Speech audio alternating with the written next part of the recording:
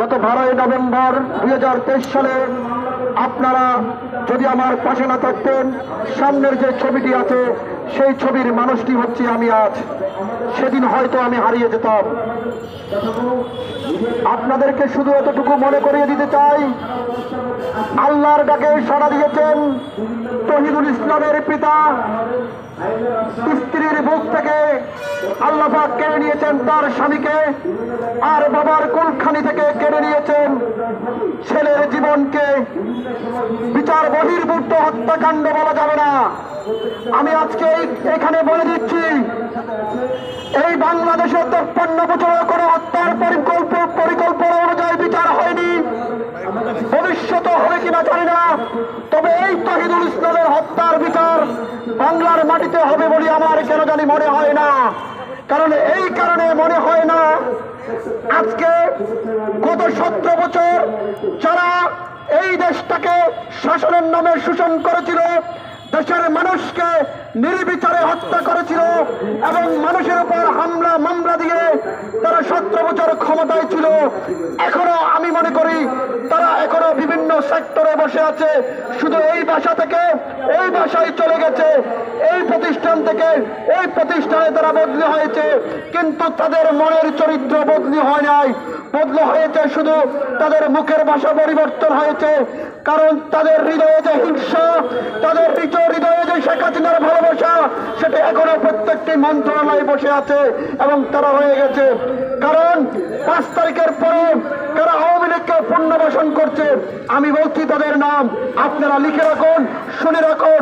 5 তারিখের পরে, 5 তারিখের আগে যাদের পকেটে 100 টাকা ছিল না, যারা রিক্সায় চলার মতো তৌফিক ছিল না, আর 5 তারিখের পরে যাদের পকেটে 1000 টাকার নোট, যারা 5 স্টার হোটেলে খায়, যারা গাড়িতে চড়ে, যারা সানগ্লাস ব্যবহার করে, তাই এই আওয়ামী লীগকে পুনর্বাসন করছে। আর এই আওয়ামী লীগ সেই আওয়ামী লীগ, যে আওয়ামী লীগ প্রাচীন একটি রাজনৈতিক দল।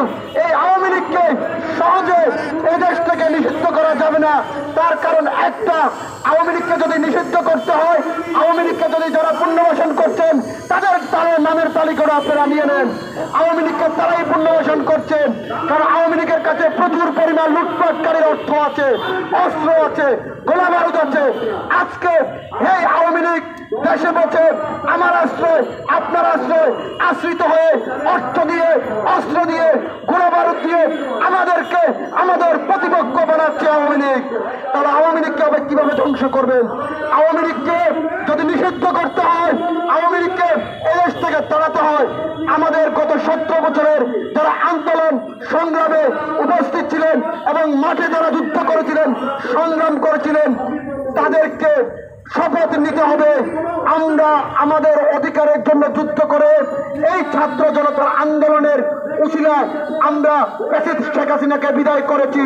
আমরা প্রত্যেকটি ফ্যাসিস্ট আওয়ামী দোসরদের আমরা বিদায় করব। তবে কথা আছে, এই ফ্যাসিস্ট বিদায় করতে গিয়ে কোন নিরীহ আওয়ামী লীগ কর্মী, কোন পরিবার যাতে এই হামলায়, মামলায় এবং অত্যাচারে সামিল না হয়। আওয়ামী লীগ অপরাধ করেছে, তার বিচার হবে। আওয়ামী লীগের বাংলার মাটিতে আমি বলে দিচ্ছি, অনেকগুলো মিডিয়া আছেন, তাদের সামনে বলছি, এদেশে বাংলার মাটিতে আওয়ামী লীগ রাজনীতি করার সুযোগ পাবে। তবে তার আগে কথা আছে, আমার সেই কাউন্সিলর চৌধুরী আলমকে ফেরত দিতে হবে, ইলিয়াস আলীকে ফেরত দিতে হবে, বিশ্বজিৎকে হত্যার ফেরত দিতে হবে, সাগর রবিকে হত্যার ফেরত দিতে হবে।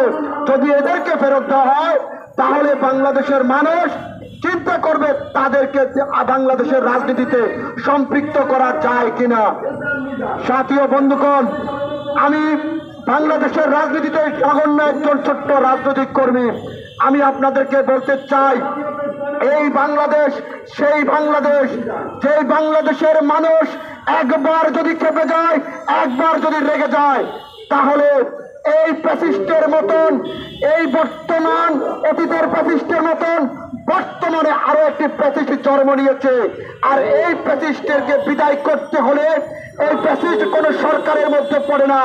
অন্তর্বর্তীকালীন সরকার বলছেন, আমি মনে করি ওরা অন্ধকারের একটি সরকার।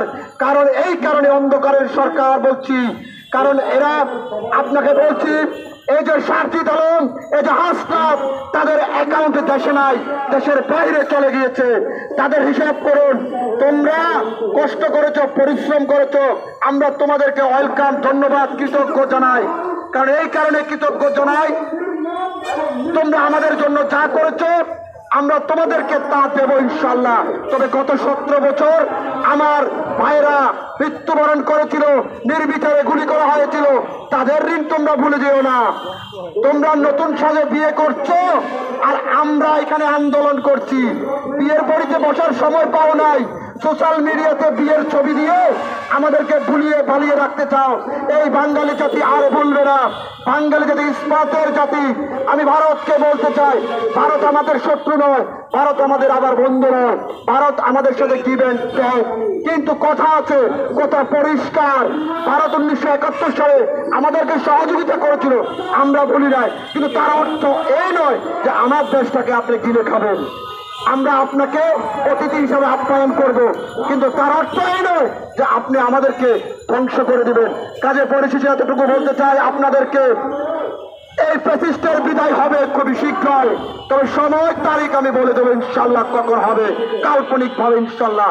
ভালো থাকুন, সুস্থ থাকুন। ডাক দিয়েছেন জনতা, থাকতে চাই একতা। আল্লাহ হাফেজ।